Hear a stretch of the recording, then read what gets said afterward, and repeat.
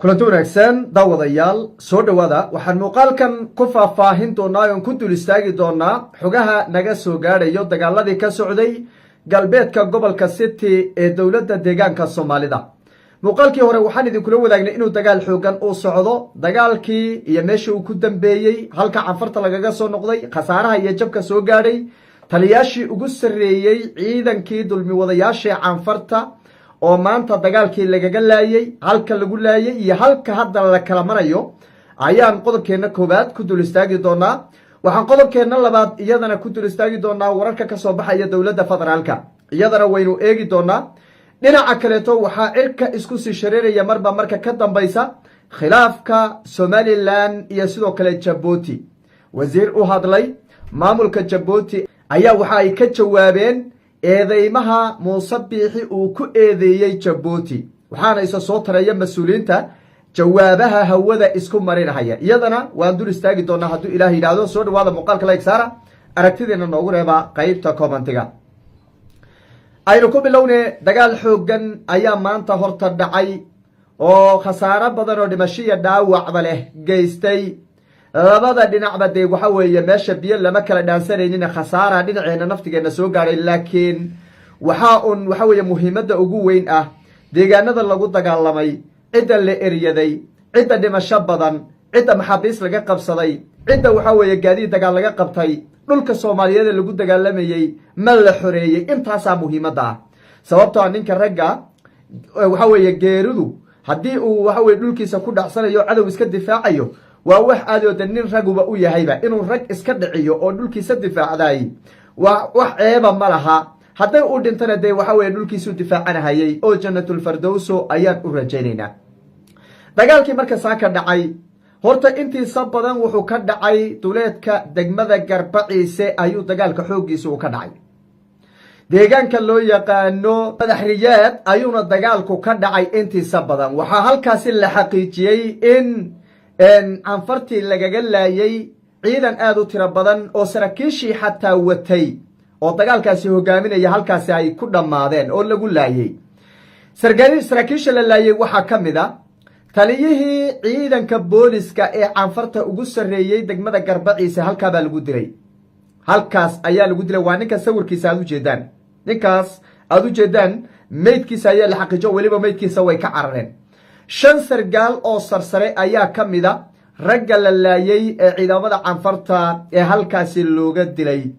madaxriyaadna dacaawa waxaa dhaantada ku dhex tumanaya ciidankii soomaaliyeed ee dhulkooda difaacanayay ee geesiyaasha ayaa dhaantada ku dhex tumanaya dhul badan baa maanta laga qabtay waxaa ka mid a dhulka laga qabtay dhulka waxa weeye buuraleyda ee dabamara qaybtii waagii maalintii hore la qabtay mooyane qaybtii kalena iyadana gacanta ayaa lagaga dhigay degmada daymeed ayaa laga xukumaa deegaankaasi waana deegaanadii ugu dambeeyey dabcan oo ay ku dhumaalaysanayeen oo degmada daymeed ka tirsan walow hadda la sheegay lagu tuhunsan yahay goobo kale oo buuraha hoostooda inay ku dhumaalaysanayaan weli oo aan badnayn laakiin degmada daymeed waa laga daba dhammaadaa la dhihi karaa dhulkii ay canfartu haysteenna dib ayuu gacanteenna usoo galay degmada garbaciise dusheeda ayaa hadda lagu wada sugan yahay oo ciidamada canfartu dee garbaciise iyaga weli gacanta ku hayaan laakiin saldhiggii ugu weynaa ee ay ka difaacanayeen sidii xoori oo kale saldhiggii xoori oo kale weeye saldhiggan maanta laga qabtay deegaano badan oo kaleeto aaggaasana gacanta lagaga dhigay hal dhumay iyo hal dhaan raaca iyo hal la dilay ayaa laga dhigay nimankii dulmi wadayaasha ahaa ee duulaanka soo qaaday dhulka soomaaliyeedna inta badan hadda wuxuu soo galay gacanteenna oo ciidankeenna soomaaliyeed ayaa gacanteenna ku soo celiyey wax yar ayaa dhiman deegaano yar bay hadda gacanta ku hayaan oo degmooyinkan hadda lagu dul dagaalamayo ee teedsan laamiga dheer iyo dhulkaasi xuduudda canfarta aan la leenahay teedsan keliya unbaa dhiman arrintu markaa aan halkan hadda muuqaalkan muhiimadiisa aan usoo fadhiistay waxaa weeye bulshada soomaaliyeed inaan waxa weye horta marka koowaad aan u hambalyeeyo guusha maanta la gaadhay ee canfarta lagu weyqay awoodooda ee lagu laayay ee aan kaga guulaysanay guusha inoo soo hoyatay inaan horta iskugu hambalyeyno waa midda koowaad ilaahayna ugu mahad celino dhulka inagaa iskale xoog kuma waxa weye kumeen dhulkan dulmigu inagu kuma soconno dhul soomaali leedahay oo ka awow forever inagu aan lahayn oo xoog laynooga soo barakiciyey oo waxa weeye dagaal laynagu soo qaaday oo dulmi laynagu soo duulay oo etoobiyaan iyo axmaaro iyo canfar iyo balaayo isbahaysanaya ay nagu soo duuleen oo gacanteenna ka baxay baan dib u soo celinaynaa. maatidii la barakiciyey baan guryahooda ku celinaynaa. marka dulmi uma wadnee dhulkeennaa horta maanta gacanteenna soo galay ee guushu ay nagu raacday inaan horta midda koowaad iskugu hambalyayno muhiimad weyn bay noo leedahay. midda labaad in shacabka aan halkan ka faro inay ciidanka garab istaagaan. waxaan arkaa waayii ugu horreeya dagaalka uu bilowday shacab wadaan arkaynay cagadaha biyaha lagu dhaansado waxa weeye sabaayadaha hilibka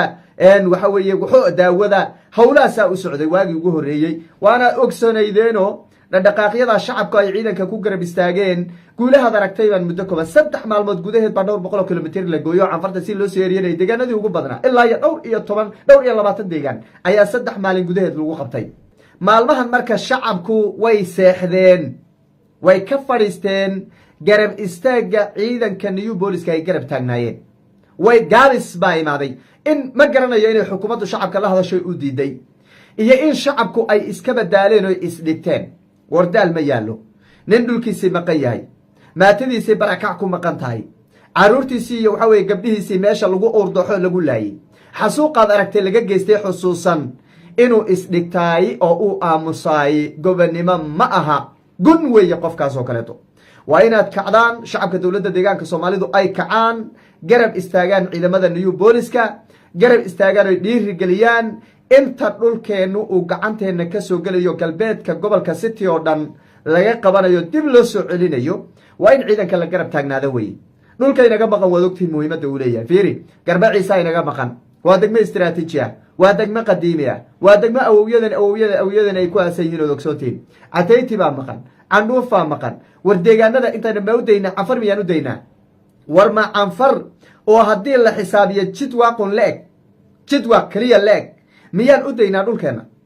waad ogtihiin babulationka canfar inta ay ka tahay 4 jeer baan kusoo labanlaamaynaa ma canfar baa loo daynayaa dhulkeenna macquul ma noqonayso. waa in marka shacabku ay ciidamada garab istaagaan hiil iyo hooba lala garab istaago. gabdhuhu waa inay waxa weye ililaaska iyo dhiirigelinta ay ku daba wadaan ciidamada new booliska. muhiimadda aan muuqaalkan usoo fadhiistay waxa weeye waa in shacabka aan fariintan gaadhsiiyo ayaan usoo fadhiistay idinkana muuqaalka gaadhsiiya insha allahu tacaala. dhinaca dowladda federaalka warar baa ka soo baxaya baaq bay soo direen oo madaxda ugu sarreysa dowladda federaalka etoobiya ay ugu baaqayaan dhinacyada in ay waxa weeye ay joogsadaan. canfartii baa qaylo dirsatay oo tiri nagaadhaay leh maalmahan oo dhanna waad arkayseen qoraalada ay beejajkooda soo gelinayeen international community-ga waxa weeye midowda africa igad beesha caalamka soomaali baa nagu soo duushay nala arka annagu ma rabna dagaal nabad baan rabnaa kan baan rabnaa dhul annagaan leenahay ayay soomaalidu kusoo dushay. waad arkaysan cabaadka ka yeedhaya inta social media si fiican ula socota mas-uuliyiintoodi iyo wasiiradoodi iyo madaxweynihiiba twitter x waxa weye x beeshan hadda twitter la dhihi jiray ayay mar walbaba waxa weye qoraalada sidaa ugu jiraan ay leeyihin soomaali baa nagu soo duushay waan ka xunahay walaaladana inay nagu soo duulaan bay leeyihiin. waxay iska dhigayaan marka in ayaga lagu soo duulay oo dhulkooda lagu soo duulay bay ka dhigayaan oo waxa weeye saasay u saarinayaan. dowladda federaalka ay ku cabaadeen oo nagaadhaydeen dowladduna baaq bay soo dirtay waxaana la filayaa in berito ama beri dambe bal wafti kaleeto oo dhinacyo badan laga soo xulay inay soo gaadhaan waxa weeye deegaanada lagu dagaalamayo iyo labada maamulba ayaa la filaya. waynu eegi doonaa iyadana insha allahu tacaala. dhinaca kaleeto waxaa cirkays kusii shareeraya khilaafka muuse biixi iyo ismaaciil cumar geelle. muuqaalo horaan kaga hadalnay wasiirada iyo mas-uuliyiinta labada dhinac ee xukuumadaha ku kala jira ayaa bahal jawaaba hawadaha isku maray hawada la isku marinaya kolba kuba soo tuura ku kala ka daba tuura ku kala ka daba tuura. marka muuse biixi arrintiisiba meel la dhigo oo loo qaado ayaa la garan laayay. muuse biixi baa intuu iska soo istaagay goob publiga ayaa wuxuu yidhi maana filaynin jabuuti inay sidaa samaynayso maana filaynin in jabuuti ay marti gelinayso kooxo ama jabhado ka soo horjeeda jiritaanka somalilan maana filaynin in jabuutina looga soo duulayo maana filaynin laakiin waxay ha ogsoonaadaan jabuuti in jabhad dalka dibaddiisa lagu asaasay aysan annaga waxba naga qaadi karin waxba ka bedeli karin waxa weye somalilan iyo qarannimadeeda qorrac. waxaan maqli jiray qof waxa weeye mar hadduu isagu intuu wax galo dembi leeyahay wuxuu moodi dadka dhan inay arkaan markuu ruuxu dembi galo ama uu xado in dadka dhan u jeedeen buu u malaynayaayoo indhuhu taagtaagay oo hadallo aan ninna weydiinin baa ka soo babaxaya. muuse biixi wuxuu ogsoon yahay dembiga uu galay inaan looga hadhaynin guulna uusan ka gaadhaynin ummadda soomaaliyeed oo dhanna ay ka xun tahay ayuu ogsoon yahay sidaas darteed buu goob walba ruuxaan haysanin buu iska fanfaranaya marka uu iska fanfaranaya uu iska urkiisa wixii ku dhex wareegaya ka dhex guuxayay ayaa soo fafakanaya jabuuti hadday jabhad dabacdo 20,000 bay marti gelin kartaa one day baana muuse biixi lagu qaban karaa laakiin jabuuti meesha somaliland ay ka noolayd bayba ahaydba jabuuti meesha somaliland ay ka noolayd ayayba ahayd haddayn jabuuti ahaan lahayn somaliland doorasha qaban racle ee hadlaysa maysan jirteenba marka hubkay haysteen ciidankay haysteen dhaqaalahay waxa weye ciidan ku bixinayeen waxaasoo dhan wax jabuuti soo maray oo dowladahan ay ula hadashay unbuu ahaa siyaasiyiintan maanta hadda muuse biixi la shaqaynaysana inta badan baasaboorada ay wataan waa jabuuti iyo ethoobiyan labadaasi baasaboor bay qaataan jabuuti baana u badan jabuuti waxay siisay cid walbo caan ah cid walbo xildhibaana cid walbo wasiira oo somalilandna markuu waxa weye waxay siisay baasaboorkeeda si adduunka uga qaraabto ugu shaqo tago ugu safro ayay u siisay marka garab istaagga jabuuti ay u samaysay ma uusan eegine dembigii uu galay unbuu isku maleeyo in jabuuti ay wax shidayso in jabuuti wayba ficnaan lahayd oo bulshada soomaaliyeed way u ficnaan lahayd in jabuuti ay ciidamo aasaasto gobolka awdal iyo salil ay ku badbaadiso oo ay ku ilaaliso wayba ficnaan lahayd laakiin baaritaan dheer sameeyey isaga unbaa iska cabsanaya mooyaane wax jabuuti hadda ay aasaastay oo muuqda ma jiro siyaasiyiin mucaarada unbay la kulantay oo madaxda ugu sarreeya dalka jabuuti ay la kulmeen waxaan intaa ahayn oo ismaaciil cumar geele uu sameeyey ma jirto marka cabsi iyo wixii uu sameeyey dembiga u galay unbaa ka keenaya inuu iska hadlo muuse biixi waa sidaa khilaafku weli waa taagan yahay wasiirka maaliyadda ee dalka jabuuti mudane elyaas oo bartiisa twitter qoraal dheer soo dhigay ayaa wuxuu sheegay in jabuuti aysan jirin ciidan jabhadeed oo gudaheeda ay ku aasaasayso balse muuse biixi waxa eedaynta uu jeediyey ay tahay mid aan sal iyo raad lahayn wasiiro kalena way ka horreeyeen oo way soo jawaabeen xaggan somalilandna faysal cali waarawana maqlayseen jabuuti hadday soo duusho waa iska celinaynaa waad maqlayseen xogolihiisa wasiirada ee muuse biixina iyagana qoraallo kala duwan bay bartooda waxa weye facebooka ay ku baahiyeen marka waxaa socda